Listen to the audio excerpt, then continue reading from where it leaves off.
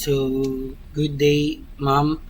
I'm Nelson Junior Malyari from BSITS 3A. So, ngayon i-explain ko po yung computer system unit na specs ng laptop and PC. So, bali ang unahin ko po is yung laptop unit specs. So, dito is my device name which is MSI GF6310 10UC. So, ito po yung specs ng laptop ko.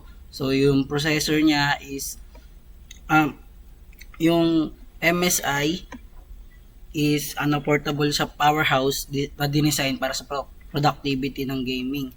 So, yung processor niya is yung Intel Core i7 10750 10750H CPU with 2.60 GHz and 2.59 GHz na naka-base dun sa na nagdi-deliver ng mga impressive processing power. So, yung installed RAM neto is yung 8 GB pero yung usable is 7.83 GB. So, nag-provide to ng mga efficient multitasking capabilities. So, pwede kang mag-open ng multiple apps tapos nagagamit mo sila ng sabay-sabay. So, yung laptop na to is nagra-run ng 64-bit operating system and times 64 base processor.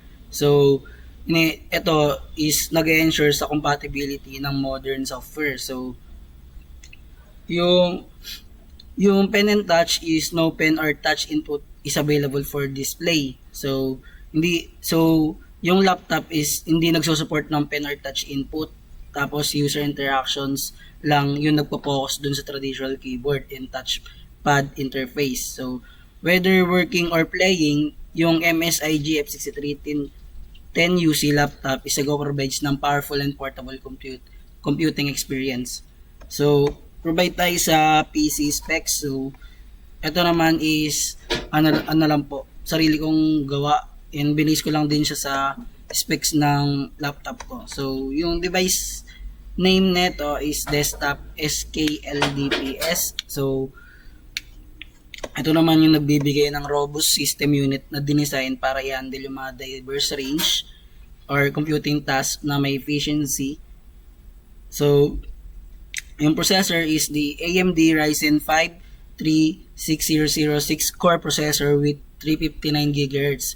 So, tapos yung installed RAM neto ay 16 GB. So, ina-ensure din nito yung mga smooth tapos napag-multitask ka rin. So, pwede. Tapos, responsive performance din. So, bali, kayang-kaya niyang gumamit ng multiple apps.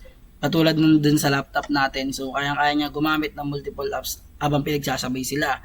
So, yung system type is 64-bit operating system and times 64 base processor. So, yung desktop, yung pen and touch din is no pen or touch input is available for this display. Siyempre is, is PC siya. So, yung mga system type niya is nag-equip para i-handle yung modern applications and software seamlessly. So, yung pen and touch nga is hindi siya applicable or hindi siya available para i-display yung mga underscores. So,